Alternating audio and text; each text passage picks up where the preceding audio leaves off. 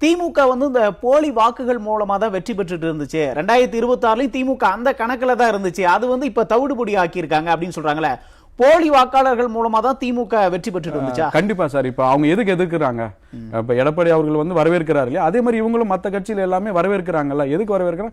ஒரு நல்லது நடக்கப்பட்டு எக்ஸாக்டா வந்து எவ்வளவு வாக்காளர் இருக்கிறாங்க, எவ்வளவு இறந்துட்டாங்க அப்படின்னு தெரிஞ்சா நமக்கு போலிங் ஆகுறது என்னன்றதே கிளியரா தெரியும். அதை வந்து இவர் எடப்பாடி அவர்கள்லாம் வந்து வரவேற்கும் போது இவர் வந்து திமுக வந்து எதுக்குறாங்கன்னா அந்த கள்ள ஓட்டு போடுறதுக்கும் இறந்தவங்களை வச்சு ஓட்டு போடுறதுக்கும் அவங்க வந்து உள்ளூர்லயே சுத்திட்டு இருப்பாங்க. அவங்களுக்கு தெரியும் யார் இறந்துட்டாங்க, யாரு வந்து கள்ள ஓட்டு போடலாம், எது திருட்டு ஓட்டு போடலாம், கள்ளத்தனம் எப்படி பண்ணலாம்ன்றதை கிளியரா அவங்க ஐடென்டிஃபை பண்ணி வச்சிரும்.